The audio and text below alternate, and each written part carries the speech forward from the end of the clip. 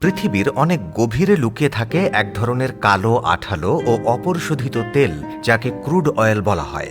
আমাদের ব্যবহার করা পেট্রোল, ডিজেল, কেরোসিন, এলপিজি সবই মূলত এই এক তেল থেকেই তৈরি হয়।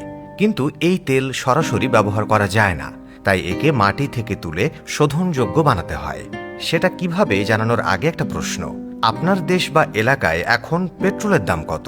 কমেন্টে জানান। এবার বলি কিভাবে পেট্রোল পাওয়া যায়। তার জন্য প্রথম কাজ, আগে মাটির নিচে এই ক্রুড অয়েলের সন্ধান বের করা। এজন্য ভূতাত্ত্বিকরা বিশেষ সিসমিক ওয়েভ ব্যবহার করে খনির খোঁজ বের করেন। এরপর ড্রিলিং রিগ বসিয়ে গভীর পর্যন্ত পাইপ নামানো হয়।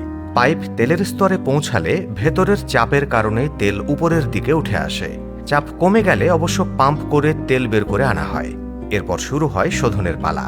রিফাইনারির কলামে একেবারে নিচে পাওয়া যায় বিটুমিন, যা মূলত রাস্তার পিচ হিসেবে ব্যবহার করা হয়।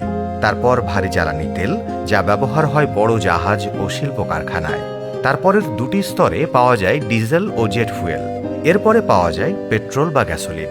এভাবে পরিশোধন শেষে পেট্রোল জমা হয় বড় বড় ট্যাঙ্কে, যা পরে বিভিন্ন পেট্রোল পাম্পে পাঠানো হয়। আর আমরা বাইক বা হালকা ভারী যানবাহনে এই পেট্রোলই ব্যবহার করি।